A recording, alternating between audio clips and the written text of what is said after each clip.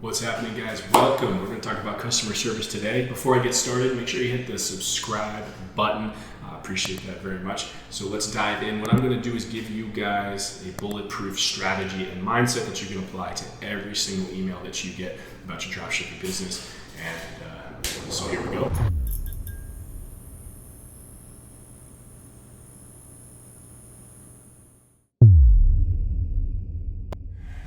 All right, guys, so this is probably the most requested video for the last couple of months, and rightfully so. A lot of people have been dealing with customer service issues because of the COVID lockdown. So the shipping industry has been hammered by this, right? Trump canceled flights from China, and so that affected our ability to ship to the U.S. in a reasonable amount of time. And a lot of people, especially those who were not prepared, who didn't have a professional logistics partnership that was able to adapt on a day-to-day basis. If you were just using AliExpress or whatever, you most likely are getting hit with tons of complaints, chargebacks, PayPal disputes.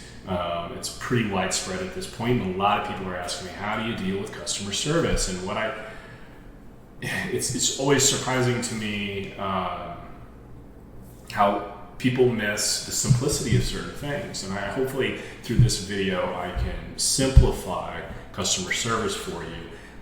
Most importantly, simplify the mindset. Mindset is so important. It is a psychological game when you're dealing with somebody who is upset.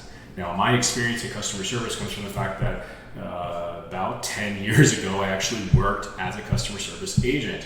When I couldn't find a job, so I ended up getting a temporary thing at a call center, and I worked with business accounts for Sprint. And within the during the training program, I just had a knack for it. So during the training program, I actually the site manager or whatever. There's like 500-600 people working in this building, and the head guy ended up listening to my calls during my training because they couldn't figure out how I was finishing the call so quickly.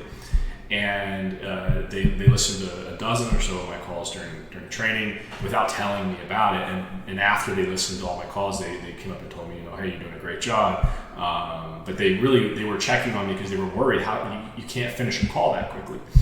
And the reason is I just simplified everything and spoke with confidence and made people feel reassured in themselves. So that's really the whole purpose of this, is to retrain your brain to be confident that everything's under control, and we're on top of it. We're going to take care of you. Everything's going to be fine. And within the first 30 days of that job, I got promoted to escalation manager. And so I actually spent the entire day only talking to upset people. That's all I did, was talk to upset people. And I had a perfect satisfaction rating the entire time I worked there. I resolved everybody's issues, always. Even if I didn't resolve their issue, I made them feel like I did. And that is the key here, guys. It is a psychological game. So we're going to run through a few questions that all of you guys are seeing, I'm sure, and lay out a basic structure for how to respond to these emails. You can take this and give this to your customer service team and use this as your training program. You can actually just take this for YouTube and train your entire customer service team with this, and develop your own templates for responding to situations. So here we go. Some of the questions that people are seeing, obviously, product doesn't match the ad. I want my money back. Okay, this is very simple. Product doesn't match the ad. You say, you thank them for reaching out. Really appreciate that you brought this to our attention. This is obviously, if you got something that you weren't supposed to get, that's something we want to be aware of as a responsible company. Okay, praise them. Tell them, you made a wonderful choice by dealing with our company. We're a family-owned business, something like that, because you are, right? You're a small business owner. There's nothing dishonest about that. You're a small business owner. It's a family-owned business. Thank you for support. Thank them for supporting you. Praise them for it. Okay. Empathize with the situation. So acknowledge that they think they got something that they weren't supposed to get. Acknowledge. So empathize. Say, say, wow, that would be really frustrating. That sounds really frustrating to receive something that you didn't, that you feel like you got something that you didn't order, or whatever it is. Don't acknowledge that they did.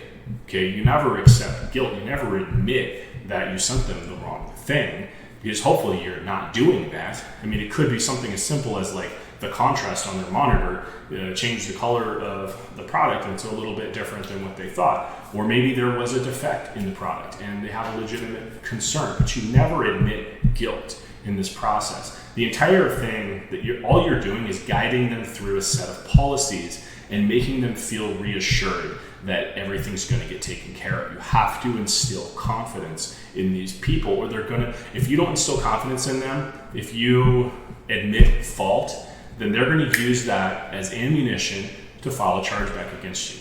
If they don't feel like you have everything under control, then they're going to go to somebody who they think is going to take care of them, and that's the credit card company. Okay, so make sure you empathize. Wow, I can see how that would be really frustrating.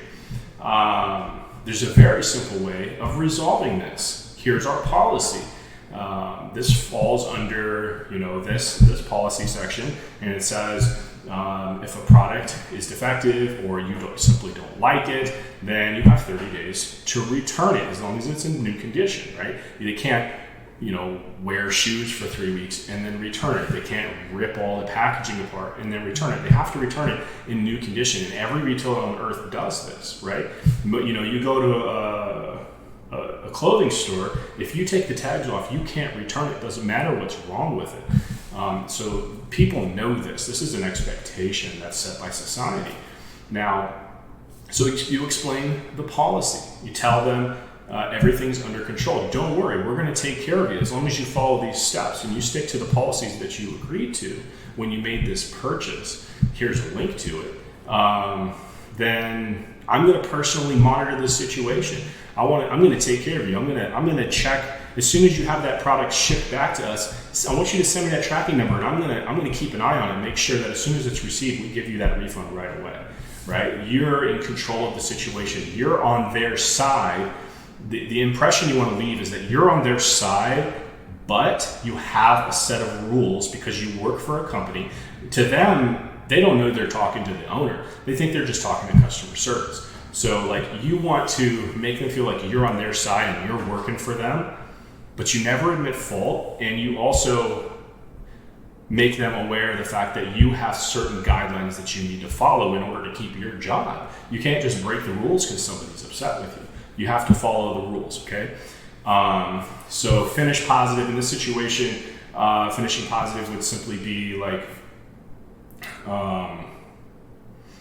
you could even give them a discount and say, understand this product didn't work out for you. I'm really sorry for this experience that you had, and I'd love to turn that around for you and make it into, let's turn this around into a good experience. And here's a 50% off discount off anything in the store. And, the same thing is guaranteed, satisfaction guaranteed. If you don't like it, you get your money back, that kind of thing. Thank them again for reaching out. Encourage them to contact you again if they have more questions. Remember, we do not want them going to the credit card company or to PayPal. We want them to feel safe talking to you and that you're going to take care of them. That's very, very important. And literally, you can apply the same structure to every single one of these questions. It's been 5 weeks. Where's my product? Thanks for reaching out. I can see how that would be really frustrating. Your product hasn't arrived in 5 weeks. I'm sure there's a simple explanation for this. Let me figure it out for you. And you never want to accept blame, right? So if the product's been 5 weeks, then you want to shift the blame onto the USPS or customs or whatever it is. You never take the blame for yourself, because if you take blame on yourself, and hopefully you're doing everything right. Hopefully you're not screwing up their orders and taking 2 weeks to get things shipped out. Hopefully you're doing everything to the best of your ability, because if you're not, then you're not going to feel confident talking to these people if you're not doing everything to the best of your ability. So tell them you have everything under control. Look, if the product went missing in transit, I'm going to send a brand new one to you. I'm going to get it there as fast as possible. You've got nothing to worry about, okay? And you always want to nudge them in the direction that's going to cost you the least amount of money. You don't want to just offer them a refund. What you want to do is just assume that they want a reshipment, because that's cheaper. Okay, so they spent $60 on a $13 item. It's much better for you to just reship them a $13 item than it is for you to give them their $60 back, right? $13 or $60, which one's going to cost you more money? So make sure you're nudging them in the direction that's going to cost you the least amount of money, that's going to hurt your business the least. And if you do that, it's going to pay off. It's going to snowball. You're going to save more money in the long run. Tracking number is not updating. Thanks for reaching out. You picked an amazing product. Thank you for shopping with our company. We really appreciate every single one of our customers. Wow, I can't believe your tracking number didn't update for 2 weeks. I'm sure everything's under control. Sometimes the system just doesn't update. What I'm going to do is escalate this problem. I'm going to escalate this to my logistics manager or my warehouse manager, and I'm going to have him contact USPS or the distributor, the shipping company for you. I'm going to have my warehouse manager contact the shipping company on your behalf. We're going to take care of everything. We're going to figure out where your package is, and I'll be in touch in a couple of days. And then you just follow up with them, right? You just have to constantly instill a sense of peace and confidence that you're going to take care of them and everything is under control. If you're panicking and freaking out about your orders, then chances are they feel that in the way that you're writing to them. Okay, they're going to feel that energy and they're going to file a chargeback. So if you're getting hit with tons of chargebacks, I promise you the way you're communicating with people is hurting you. My first 9 or 10 months in this business, I had one chargeback. And I was doing all the customer service myself, 300-400 emails a day, all the product research, all the ads. I did everything myself because I was terrified of letting anybody else put their hands on it. And honestly, as soon as I started outsourcing stuff, chargebacks started coming in a little bit more regularly because they don't care about your business as much as you do. Now, in this industry, the number one thing that you have to outsource is customer service because it's a soul draining experience. It's soul draining. It really takes everything out of you. You have to outsource it eventually, but make sure you have a really solid back end and a really solid training structure, which you can use right here. And make sure you pick people that are going to be responsible. Start with one employee, and you have to hold them accountable. One of the biggest mistakes I ever made in this business was I outsourced too much of my customer service without enough accountability, and it tanked one of my best stores at the time because a whole bunch of chargebacks came in 1 month because the customer service team, after 2 to 3 weeks after their training, they stopped doing what I taught them to do, and they just started copy pasting responses to everybody, and it was BS, right? So you got to make sure that you're holding these people accountable if you hire someone. Some places that you can hire customer service people, Upwork is probably the best place to find quality people. Some people like to go to onlinejobs.ph, which is a Filipino website for freelancers. These freelancers on onlinejobs.ph, generally what they do is they'll get jobs with 10 different people. They'll log into all of them at the same time, and you'll get the worst quality ever. It's so much better to hire somebody, pay them $7-8 an hour, and have them do a good job. It's worth it to pay good money for good help. I definitely don't think you should shortcut that at all. So the best apps for customer service when you do start outsourcing stuff, guys. My team uses Help Scout. I think Zendesk is another really popular one. Whatever it is, honestly, it's not that big of a deal. I know with Help Scout, I can link multiple stores to the same program, and then my team can manage all the stores at the same time through that one program, which is really convenient. You can probably do that with Zendesk too. I just never used it. And some more things that you need to do in order to prevent complaints, guys, is the first thing you need to do is have in your confirmation emails, you need to customize them. So go to your Shopify settings, go to your confirmation emails, you need to customize them, put your shipping times and expectations, some basic FAQs in there, okay? What do I do in this situation? What do I do in that situation? Links to your policy pages. All that stuff should be in your confirmation emails, okay? And then on your store, you need to have very clear policies. This is what our refund policy is. This is how you qualify for a refund. This is what you need to do. This is what we do for exchanges. This is what we do for a product that takes a certain amount of time. If it takes more than 60 days, you're just automatically entitled to a refund.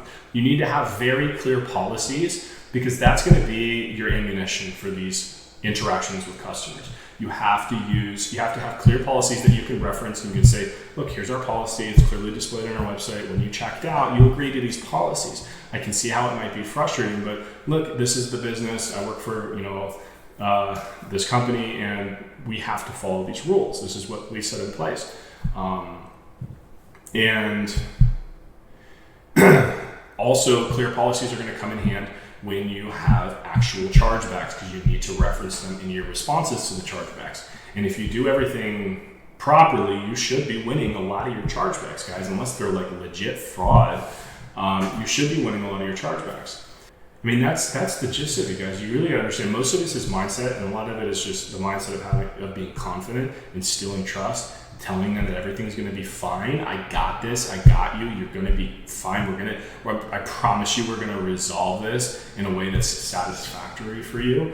And if you can learn to take on and adopt that mindset, I promise you're going to see a reduction in your chargeback rate. It's going to make a massive difference. Those of you that watched my $10 million store video reveal, you can see in there how many refunds I had. And it's very low. Like the amount of refunds I had on that store, the amount of chargebacks, disputes, everything was very low, because we handled customer service the right way. We took care of people. We made them feel like we were taking care of them, and we found creative ways to resolve situations, like sending them a free product or whatever. You want to make sure.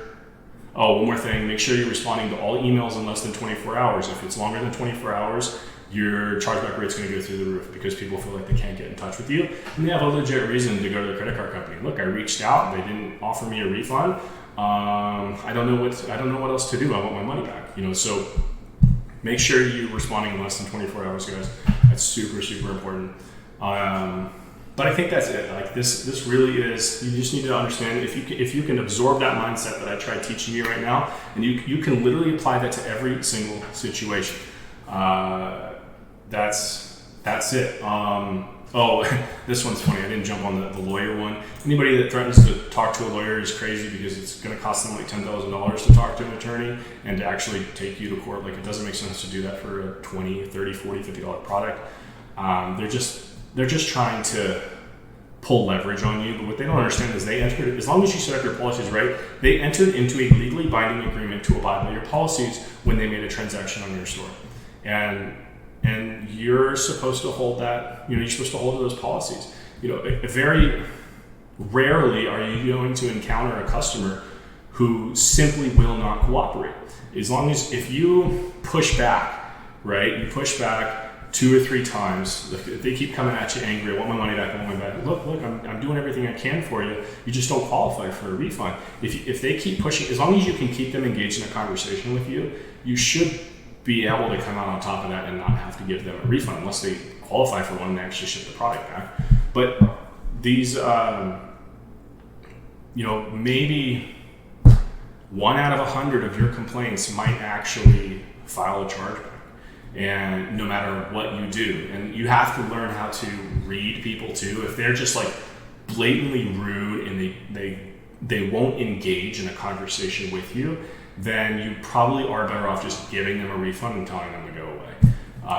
But as long as you can get them, you can rope them into a conversation, you should be able to resolve it. And at least that's in my experience.